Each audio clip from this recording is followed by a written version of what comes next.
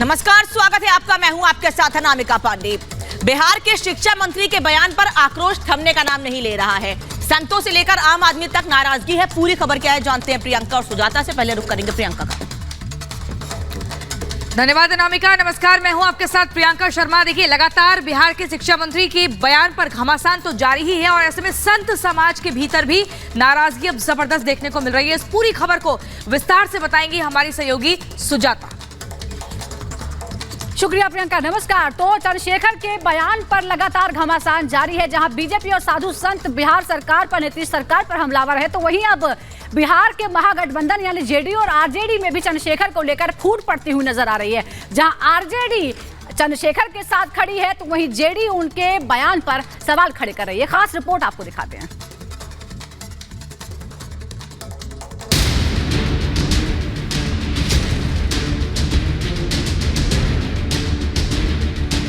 क्या आप stand up India योजना के तहत 1 करोड़ का लोन लेकर अपना खुद का बिजनेस शुरू करना चाहते हैं? तो फ्रीडम ऐप को डाउनलोड करें और इसकी पूरी जानकारी अभी प्राप्त करें। अगर ज्ञान से परवीन भी बाबा भीमराव अंबेडकर है तो वह पूजनीय नहीं है।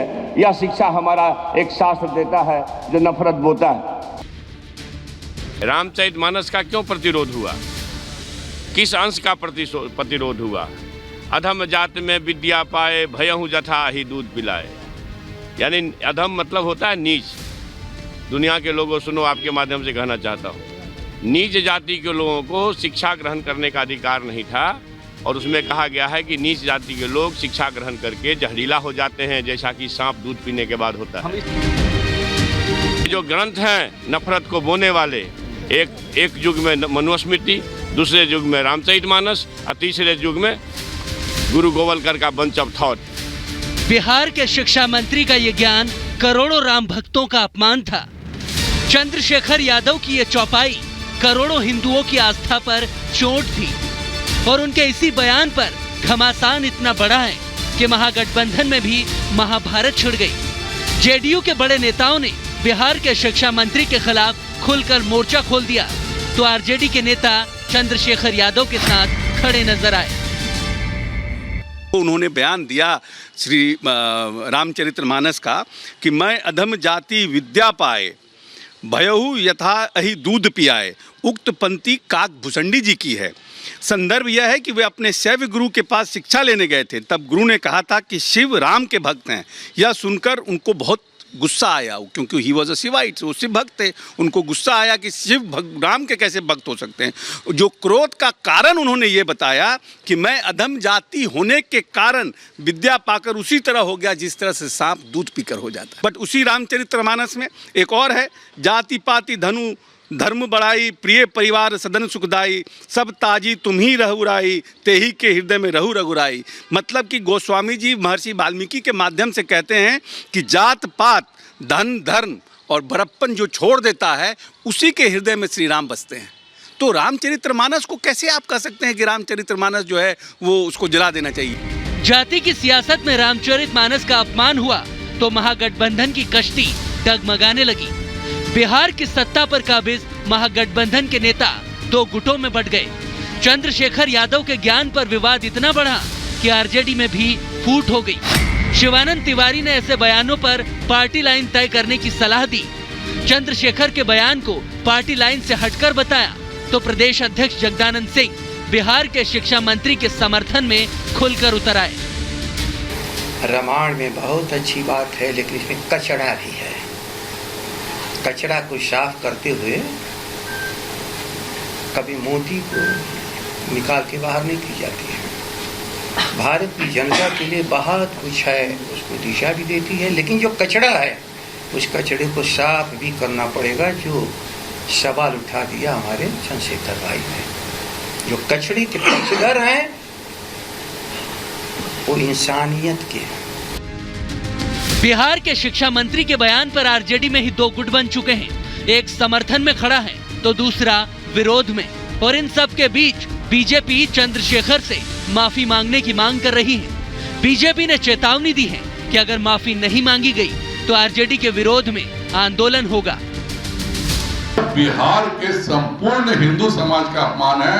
बिहार का संपूर्ण हिंदू समाज के बारे में पूरे देश में इस तरह की भ्रांति बन रही है जैसे हम लोग भगवान श्री राम के विरोधी हों, और इसके लिए शिक्षा मंत्री की जितनी निंदा, और राजद की, क्योंकि यह राजद के प्रदेश अध्यक्ष के द्वारा हुआ है, तो राजद की भी मैं निंदा करता हूं। राष्ट्रीय जनता दल को बिहार के जनता से माफी मांगनी चाहिए।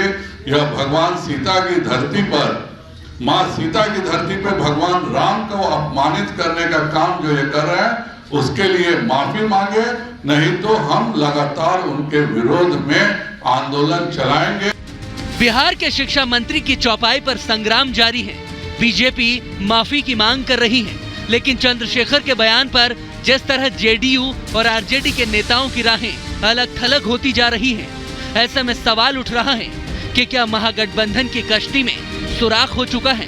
क्या चंद्रशेखर के ज्ञान से बिहार में कोई सियासी हलचल होने वाली है? Bureau report, Republic Bharat.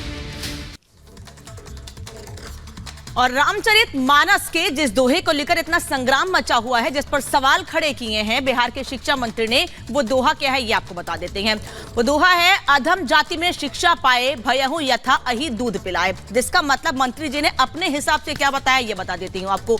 नीच जाति को शिक्षा ग्रहण करने का अधिकार नहीं था, मंत्री जी ने बात एक कार्यक्रम में कही है। साथ ही उन्होंने कहा कि जिस प्रकार सांप के दूध पीने से दूध विषैला हो जाता है, उसी प्रकार नीच जाति शिक्षा पाने से खतरनाक होती है। अब उन्होंने अधम का मतलब क्या बताया है? मंत्री जी के मुताबिक अधम का मतलब नीच होता है। जी हाँ, नीच। अधम का मतलब दुष्ट, कुटिल, धूर्त भी होता है, लेकिन मंत्री जी ने अपने हिसाब से मतलब निकाल लिया क्योंकि बयान देना था उनको।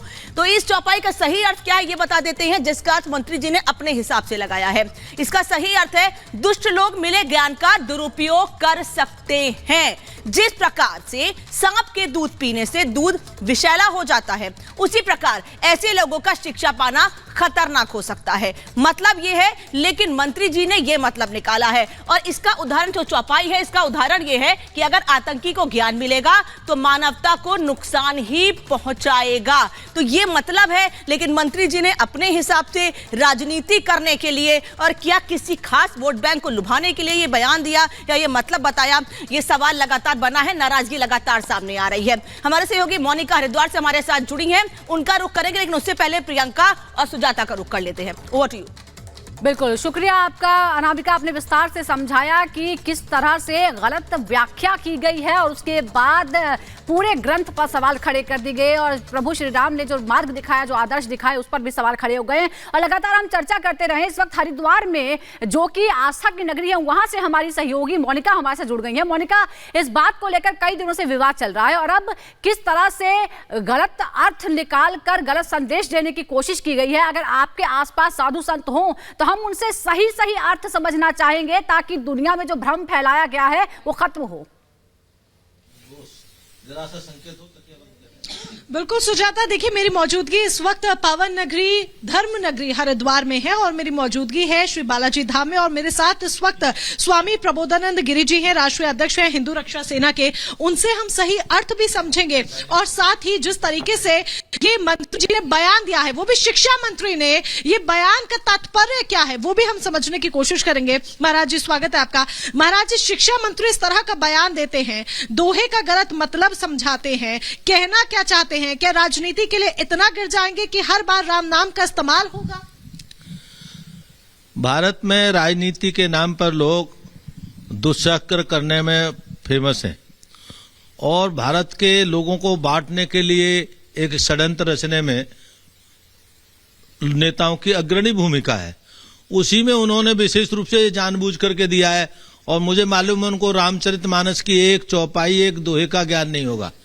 और अगर बिहार की सरकार में जरा सी भी नैतिकता है और वो जरा सी भी हिंदुओं का सम्मान करते हैं, जरा सा भी वो राम का सम्मान करते हैं, रामायण का सम्मान करते हैं, तो मैं पहली आग्रह करूंगा ऐसे अशिक्षा मंत्री को, वो शिक्षा मंत्री नहीं, अशिक्षा मंत्री को तत्काल बर्खास्त करें और मंत्रिमंडल से बाहर करें।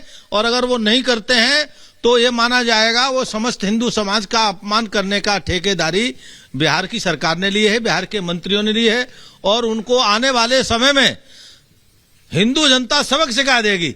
जिन्होंने राम का अपमान किया और वो आज तड़प रहे हैं, राम के द्वारे पे भटक रहे हैं, कभी माला पहन रहे हैं, कभी कोई आडंबर कर रहे हैं, तो भी राम उनको गले लगाने को तैयार नहीं है, क्योंकि उन्होंने राम के खिलाफ इतना विषगमन किया है कि वास्तव में क्षमा योग्य नहीं है। और ये जो बिहार की सरकार है, अब इन्होंने काम शुरू कर लिया है, इनको ये लगता है कि राम का अपमान नहीं, हिंदुओं का अपमान, राम का अपमान एक दूसरे का। बार बार इस तरह से हिंदुओं का अपमान किया जाता है। हमारे साथ साध्वी योगी श्रद्धानाथ जी भी हैं, महंत है श्री बालाजी धाम की। बार बार हिंदुओं का अपमान किया जाता है, हिंदुओं के धर्म ग्रंथों का अपमान किया जाता है, बार बार राम नाम का ही इस्तेमाल क्यों होता है? अपनी राजनीति को चमकाने के लिए ये लोग राम नाम का अपमान करते हैं, राम नाम का सहारा लेके चाहते हैं कि हम राजनीति चमका ले, लेकिन ऐसे चमकेगी नहीं। हिंदू अब जागरूक हो गया है, हिंदू सब जानता है, और जो भी राम नाम का अपमान जिसने किया है उन्होंने सब खामियाजा इसका भुगतना पड़ा है। जो मेरे राम का नहीं वो किसी काम का नहीं। महाराज जी, एक अर्थ में आपसे और समझूंगी, जिस तरीके से उन्होंने नीच जाति का इस्तेमाल किया और दोहे का गलत मतलब बोला, इसका अर्थ भी अगर आप हमारे दर्शकों को समझा पाए। उन्होंने जो शब्द प्रयोग किया है वो बहुत ही निम्न श्रेणी का शब्द है। हमारे यहाँ तो नीच कर्म से कहते हैं, जो आदमी कर्म करता है, और कर्म माने जो पाप गुण काम करता है, विशेष रूप से अधर्मी काम करते हैं, जैसे ये कर रहे हैं। ये स्वयं जो मंत्री जी है ये अधर्म का काम कर रहे हैं, तो स्वयं ये नीच है। तो ये अपने वाले क्यों काम, जो आदमी राम के खिलाफ काम करता है या भगवान के खिलाफ, धर्म के खिलाफ काम करता है, उसे हम अधम मानते हैं, निम्न मानते हैं। और हमारे यहाँ जातियों का कोई महत्व ही नहीं है, हमारे यहाँ जातियों की व्यवस्था ही नहीं। वर्ण व्यवस्था भी जो है वो इसलिए है कि वर्ण व्यवस्था की समाज में पहचान के लिए, लेकिन हमारे यहाँ भेदभाव नहीं है, छुआछूत नहीं है, या ऊंच नीच का भाव नहीं है। क्योंकि अगर ये होता तो राम जी ने, आपको ध्यान हो, दंडकारण्य में जब गए तो एक से एक ऋषि मुनि तपस्वी था, लेकिन वहां न जाकर के किसी ऋषि मुनि के यहाँ नहीं गए। किसके यहाँ गए? भिल्ली के यहाँ गए, सबरी के यहाँ गए। सबरी के बेर खाते हैं, अगर भेदभाव होता तो झूठे बेर, भिल्ली उन्हें पहले चखती है, उसके बाद उनको खाते हैं राम जी। और राम जी कहते हैं कि माँ ऐसे तो बेर मैंने कभी खाए नहीं, और ऐसे राम पर, ऐसी रामायण पर उंगली उठाना ये महापाप है। और मैं आज आपके मंच से कहना चाहता हूं, आपको बहुत बहुत धन्यवाद देना चाहता हूं रिपब्लिक भारत के, कि आज आप लिख दीजिए, इन शिक्षा मंत्री का इतिहास में नाम खत्म हो जाएगा, और जिन्होंने राम का अपमान किया वो इस धरती से खत्म हो गए।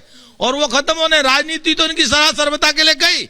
जाको प्रभु दारुण दुख देही ताकि मत पहले हर ले, इन जो है बिहार सरकार की मत ही हर गई है, और इसीलिए ऐसे बोल रहे हैं।